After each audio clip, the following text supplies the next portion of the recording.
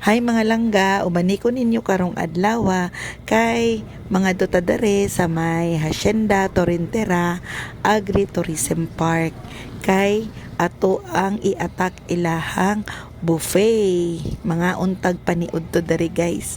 Og naabot namin dere pero layo-layo gid siya gikan sa kanang highway gani dito sa may Mintal.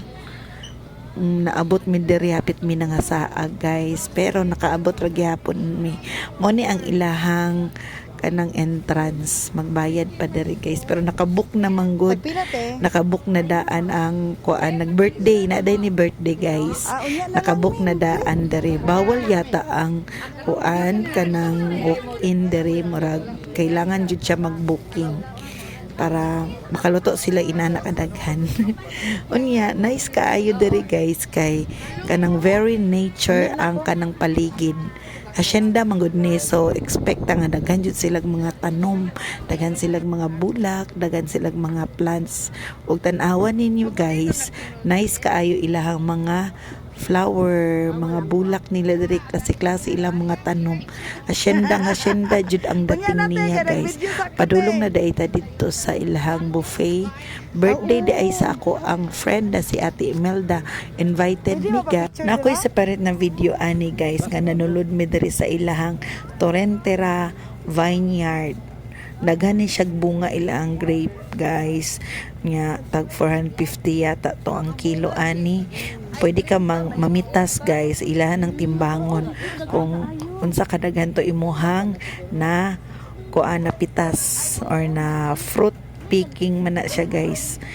Ana pwede dira guys, pero wala pa man ta nakakaon, mauna ni ang ilahang buffet, manulod na ta kay mga ona ta dere o gigusla na jud ko guys. Ngit-ngit man day kuha ani akong video ani guys, o wala na ako napansin. Mauna nanulod na mi guys, unya gilista na mo amo ang pangalan under sa sa to kinsa tong nagpa-reserve. Anak sa ko ang friend na si Ate Imelda. Dagan-dagan pud mi guys ba. Muna na ilahang food guys, og ni tin-aw na jud ang ako ang camera guys. Unsa pay ginahulat nato, attack na ta guys, manguha na ta og pagkaon. Kani diri dagan pagbakante pero unya taod-taod mapuno na pud ni sila. Dagan manggod diri nagakaon guys. I think 399 ang per head. Kung wala ko nagkamali guys, 399 ang per head ani. Ug nice kaayo ang ilahang place kay kanang feel jud good ninyo ang oxygen kay tanawa ra good guys, napalibutan tag mga halaman, daghan kay plants, bugnaw diri guys, wala ni naka aircon guys, pero nakabugnaw kay siya, electric fan lang naa kay tungod napalibutan ta og mga plants. Daghan kay pagkaon guys, ug naglibog ko kung unsa ang ako ang kuhaon dere. Mukuha na lang tag ginagmay sa tanan. Muna akong ginabuhat guys pag mangaon mi og buffet. Manguha ko ginagmay lang pero tilawan ako tanan. Pare ani ko taog isa or duha ani para matilawan nato ang lasa niya. Pag matilawan na nato guys, dito na ta mo attack sa kanang nalamian ka na kuan pagkaon. Mana ang idea ana guys, tilawan nimo tanan, ayaw pagkuha og daghan, tikim-tikim lang kung asa ang nagustuhan nimo, dito ka mo balik-balik. Mana akong advice guys.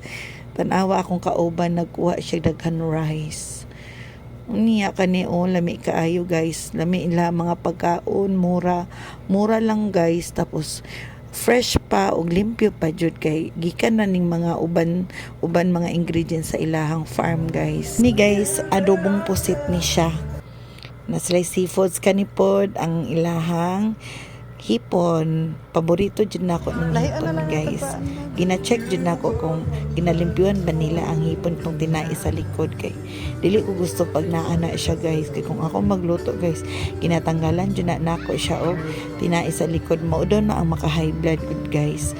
Ug naay mga kanang lutong bahay diri guys o kanang kuan good pinobre style sa mga nag-diet kay naman po social style tong ditong mga karne kato siya pinobre style pero lami gyapon to guys ha. Dagan nagtao guys, nangabot na ang mga tao niya, mga onata guys, human na mi kaon, manguli na mi, pero maadto pa mi sa vineyards. Bye bye guys, bye. Mwah, mwah.